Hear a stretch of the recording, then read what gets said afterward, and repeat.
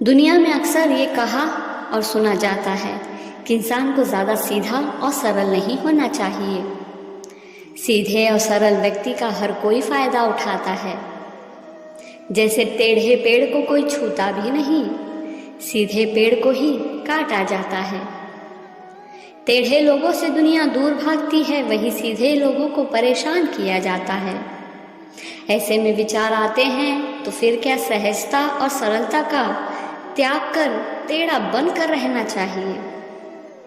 लेकिन इससे पहले एक बात ये समझ लेना भी जरूरी है कि संसार में जितनी भी रचना हुई है वह टेढ़े लोगों ने नहीं बल्कि सीधे लोगों ने ही की है।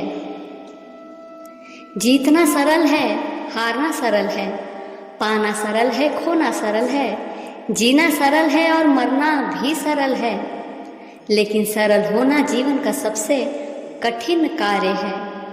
हम जीवन में एक अच्छे विचारक बनते हैं, हम एक अच्छे व्यवसायी बनते हैं, कई पदक विजेता बन जाते हैं, एक अच्छे इंजीनियर, डॉक्टर सब बन जाते हैं, बस केवल सरल ही नहीं बन पाते। सब बन गए और सरल ना बन पाए तो समझ लेना जीवन में एक बड़ी चूक रह गई है। सरल होने का अर्थ किसी को जवाब ना देना तो नहीं, हाँ सोच समझ कर जवाब देना जरूर है। अगर आपकी ख्वाहिश जहां में छा जाने की है तो याद रखना, सब बन सको या न बन सको लेकिन सरल रहने का प्रयास अवश्य करें। सादगी सबसे बड़ी सभ्यता है। जो विनम्र नहीं है वो कभी विशेष नहीं बन सकता। सरलता प्रकृति की पहली सीढ़ी है और कला की अंतिम। सरलता से जीना हर किसी के बस की बात नहीं है, क्योंकि बेदाग खूबसूरती हर किसी को नहीं मिलती। सादगी हमारे जीवन को तनाव मुक्त बनाने में मदद करती है। सरलता 2 चरणों में आती है, आवश्यक को पहचाने, बाकी को हटा दे।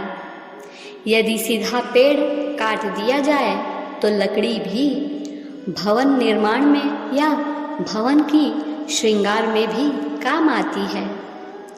मंदिर में भी जिस चट्टान से भगवान का रूप प्रकट होता है वह टेढ़ी चट्टान नहीं, सीधी चट्टान ही होती है। जिस बांसुरी की सुरीली आवाज को सुनकर हमें आनंद आता है वो भी सीधे बांस के पेड़ से ही बनती है। सीधे लोग ही गोविंद को प्रिय होते हैं। जीवन वास्तव में सरल है, लेकिन हम इसे जटिल बनाने पर जोर देते हैं।